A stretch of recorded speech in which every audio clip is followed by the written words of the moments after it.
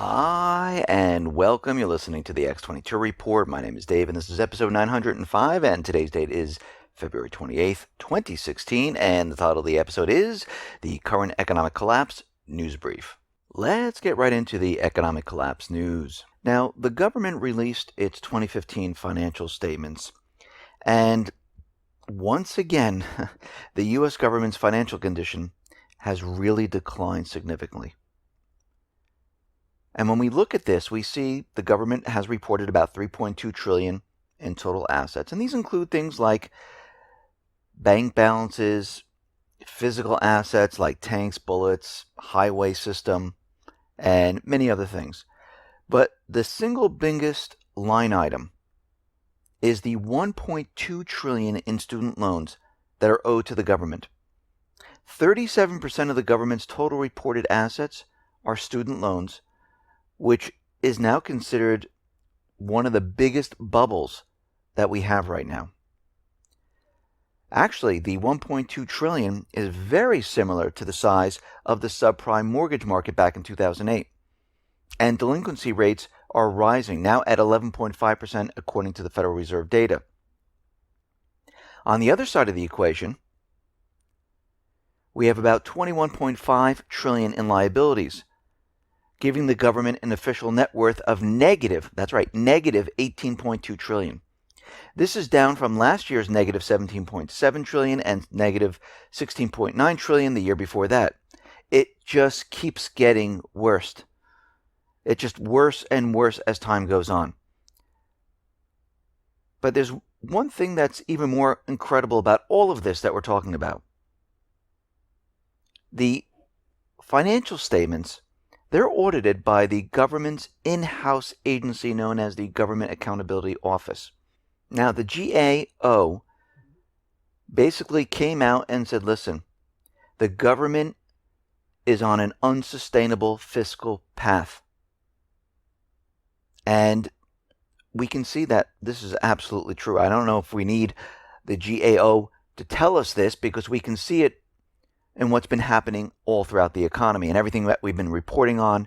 We see that this entire path, with the amount of debt, the amount of spending, the amount of revenue coming in, this whole thing cannot be sustained. It's impossible.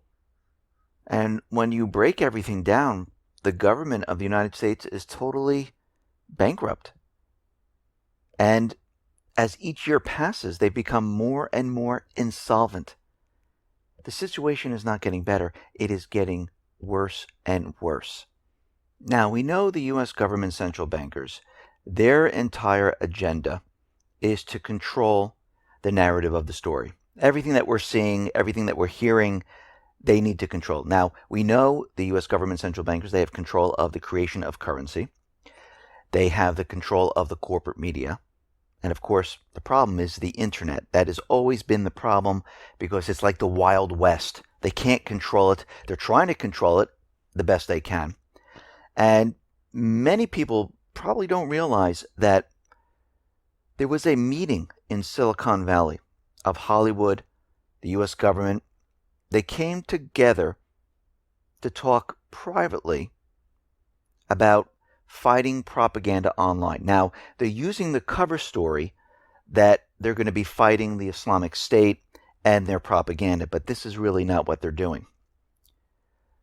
Basically, what happened is we've had these people that all got together under the idea that they're fighting terrorism, they're fighting the Islamic State, but they only invited a few Arab participants in this entire thing. About 10% of the attendees were Middle Eastern descent. The rest were not. And basically, what we've been finding out from leaked memos from those people who attended, we find out that Microsoft was there, Facebook was there, Apple was there, Google was there, Mediacom was there, Edelman was there. And we see that these tech companies, they were asked to tweak their algorithms to promote certain types of content when you do searches. And we know this is already going on. We already know they're trying to basically mold and to create the idea that this is the true story. And this is why they want all this tweaked in a certain way. Actually, what's very interesting, those days that we had the stock market completely crash and drop by, 800 points, 1,000 points, 500 points. I went into Google on those days, and what's very interesting, in the images section of Google, I was trying to find different images of how Wall Street was reacting. And when I typed that in during those days, only images of China were coming up. Nothing with the US at all. I couldn't find anything. And I found that very interesting. When the Ukraine coup d'etat was taking place, and there were battles going on in the southeastern section, basically all they showed were propaganda angles from the Kiev side. That is it. And we see this happen quite a bit because they're trying to alter what we see. And we know this. We've been watching this. We've been following this because they're trying to get a hold and trying to recreate what they once had, where they were able to tell the entire story. And that's why they have the power to control the currency. They have the power to control the corporate media. And now they're trying to have the power to control the internet. And they won't stop until they get that power. And if they can't get that power, they'll do what Erdogan's doing, where he just basically says, oh, wait, I don't want you to see that. I'm just going to cut the internet off. Or I'm going to block YouTube. I'm going to block Twitter. And we'll see the same thing here. Out in Ukraine, we see that Kiev is firing on the territories of Donetsk at the Volvo Center near the airport. Ukrainian troops opened fired from 82 millimeter mortars at the airport, and this has not stopped. They're continually shelling in Ukraine. They're trying to gin up this next offensive. We find out that, yes, the U.S. government has been selling Turkey bunker buster bombs. They sold them for about $680 million. We found this out from a disclosure by the U.S. Department of Defense, revealing that, yes, they did sell the BLU-109 bunker buster bombs to Turkey, and this is being used in Syria. We know that the ceasefire has taken place over the weekend, and we've seen certain things occur. We know that there was a lot of shelling going on in Damascus prior to the ceasefire deal. There were about 20 blasts in Damascus. There were shelling in there. And we are seeing that there are still little skirmishes here and there. And there are reports coming out that the Syrian rebels, the Islamic State, have been violating the ceasefire. Now, on the other hand, the Syrian rebels are saying that the government forces of Assad are violating the ceasefire. But you have to remember, the Russian government and the Syrian government, they discussed the ceasefire plan in the position of power. They were winning the battle. The Islamic State was being pushed out. The rebels were almost driven completely out of the country. And basically, Russia once again stopped it and said, listen, let's have peace in the country, because he knew at this point he had the upper edge. He knew that the terrorist groups weren't going to be involved in the ceasefire.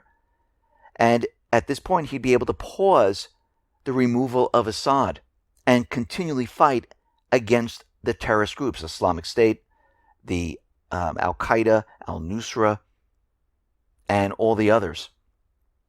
And we can see right now the U.S. is basically backed in a corner. Now, they had to go along with the ceasefire because how would it look? They're calling for peace, and basically they had no way or no alternative because they were losing the battle. They were on the losing end. If the U.S. was on the upper hand, they would have said no to peace at that point.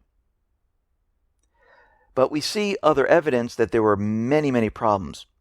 Russia's new T-90 tank, which were delivered to Syria, the TOW missiles that the rebels were using, the Islamic State were using, they were obsolete at this point because the T-90 tanks, they had the ability to basically counter the U.S.-made tow missiles. So those are kind of obsolete in the battle at this point. And we're seeing right now that Turkey, which is part of the coalition forces, is not obeying the ceasefire. And they said they weren't going to. Reports are coming in that Turkey is using heavy artillery firing into Syria. The information was verified through multiple channels, including representatives of the Syrian Democratic Forces. And Russia right now has requested clarification from the U.S. on why Turkey is doing this if they're a part of the coalition forces. And it really doesn't make any sense at this point of why the U.S. can't control Turkey if they're really part of the coalition forces. Because they're under orders to keep this going, to make sure these areas remain open. Now, what's very interesting about this ceasefire is that Russia has told Assad, listen, if you're fired upon, at this point, do not fire back. We want to make sure that everyone understands that we are upholding the ceasefire. Because we know the United States government, we know Turkey, they're going to continually try to gin this up and put pressure on the Syrian government side and the Russian side to try to fire back and say, okay, the ceasefire's off.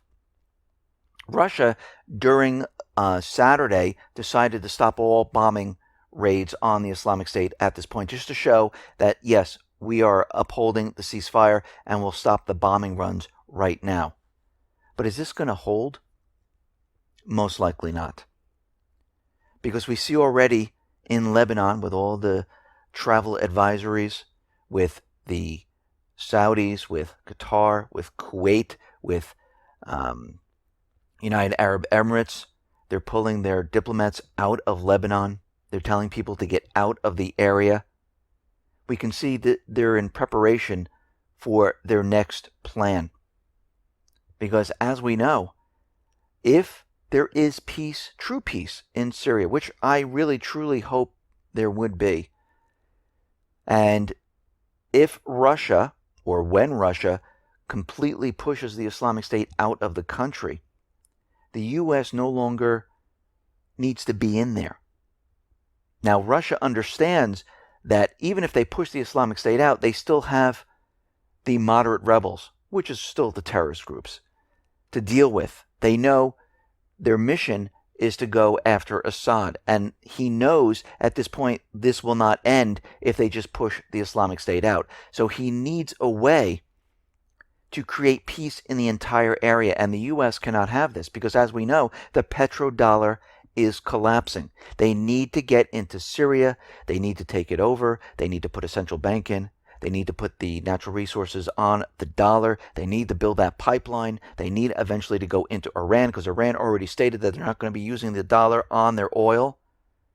And then they're going to have to go back and go into Yemen, Libya, Iraq, and basically take complete control of all these areas to continually push the petrodollar on the world.